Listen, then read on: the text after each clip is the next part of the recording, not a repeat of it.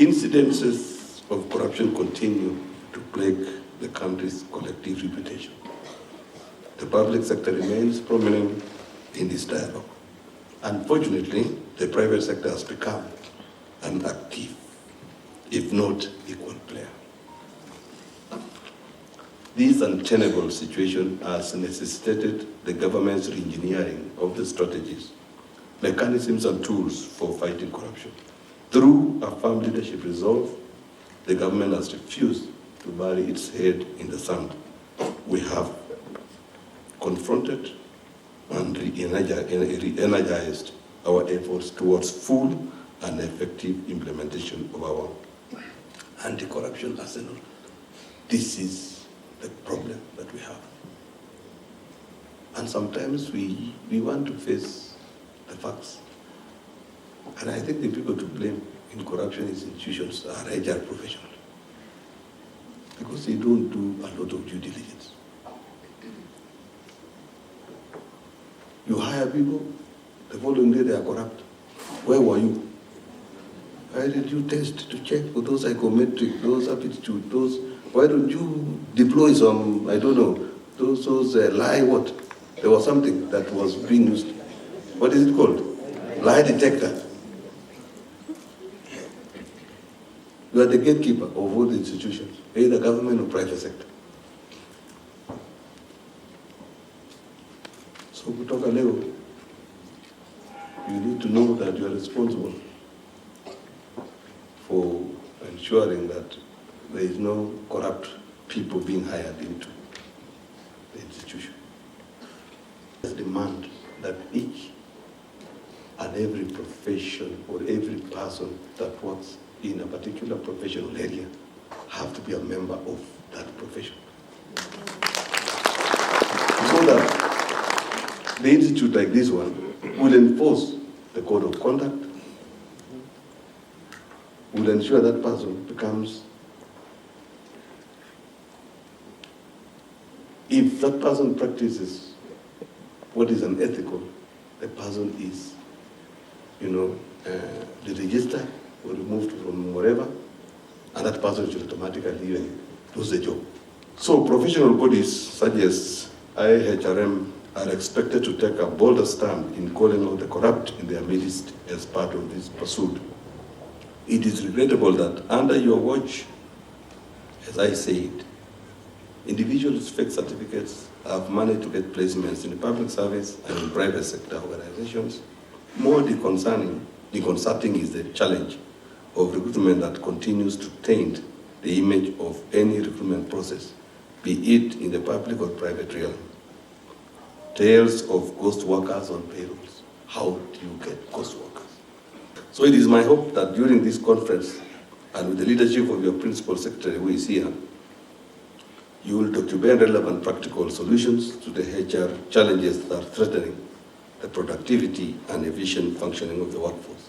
I urge you to continue striving for excellence in your field, to collaborate with colleagues across sectors, and to embrace change as an opportunity for growth. Together, we can create a nation that not only meets the demands of today, but also anticipates and shapes the challenges of tomorrow. The government is dead serious on the fight against corruption. And we are mobilizing each and every sector, each and every profession, each and every individual in this country to come out, to rise up against corruption. We have to fight this thing. Thirdly is the issue of alcoholism and drug abuse. It is becoming an existential threat in all our workplaces, whether private sector, whether public sector, whether blue chip company, whether Juakali company. Let us focus on trying to work around it, to make sure that it does not become a prominent feature in our institutions. We are losing a generation if we don't stand up and work. And I'm calling all of you out to be part of those people who are trying to ensure that alcoholism and drug abuse is not entrenched. And not only in your own respective institutions, no, even from your own villages. It is a problem that we need to work on. IHRM should be able to play in the same league with the Law Society of Kenya, with ISPAC, with Institute of Engineers of Kenya, and we must go there because this is a profession, as the ED said, that manages the most critical factor of production, and that is the human being. So you play a very critical role. I'll walk with you this journey, but I want you to promise me one thing, that you register as members of IHRM. We have 17,000 members and only 7,000 are active. I'm told we have capacity to register up to 30,000 members. We need to go there. And in a very short time, I'm giving myself the next 1 year that we have 30,000 IHRM members registered. Human resource form the cornerstone of the Kenya Vision 2030, contributing to its economic, social, and political pillars. Therefore, investment in human resource development is crucial. As we march in step with the government's bottom-up economic transformation agenda, HR professionals in Kenya aim to make a positive impact by reducing the cost of living, creating jobs, enhancing the country's foreign exchange balance, and fostering inclusive growth.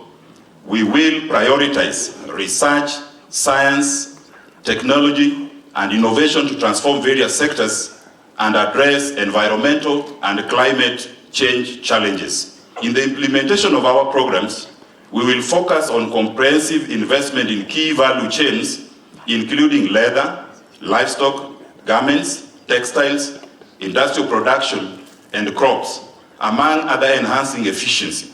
Additionally, the integration of science of people management is the mandate of the ministries, departments, agencies will expedite the achievement of the national and international goals and obligations. To address these challenges, we need human resource policies and frameworks tailored to local needs, including addressing unemployment, immigrant integration, and specialized education and training.